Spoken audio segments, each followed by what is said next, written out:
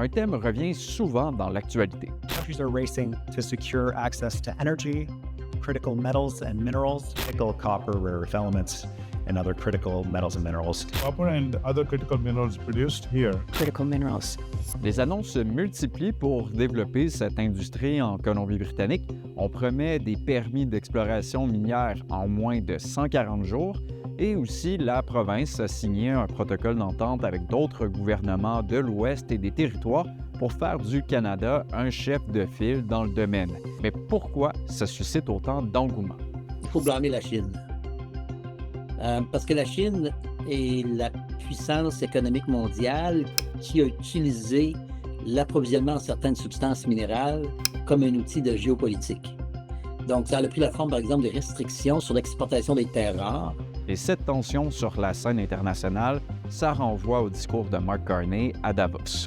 And as a result, many countries are drawing the same conclusions, that they must develop greater strategic autonomy in energy, food, critical minerals, in finance and supply chains. La Colombie-Britannique veut utiliser la situation à son avantage. Les minéraux critiques sont utilisés pour construire ça, mais aussi pour l'électrification des transports ou pour des applications militaires. Et on sait maintenant qu'il y a aussi une demande pour des fournisseurs stables. British Columbia can build its industry to be a secure supplier of critical minerals and metals to the global economy. La Colombie-Britannique a les ressources pour y arriver. 22 des 34 minéraux classés comme critiques par le gouvernement canadien sont produits ou pourraient être produits ici selon le gouvernement provincial.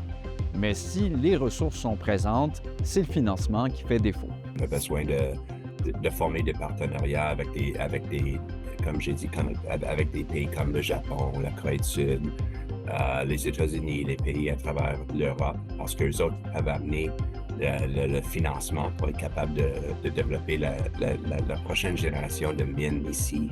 Les minéraux critiques comptabilisaient 14 % de toutes les exportations de la Colombie-Britannique de janvier à octobre 2025, ce qui représentait 6,7 milliards de dollars à l'économie.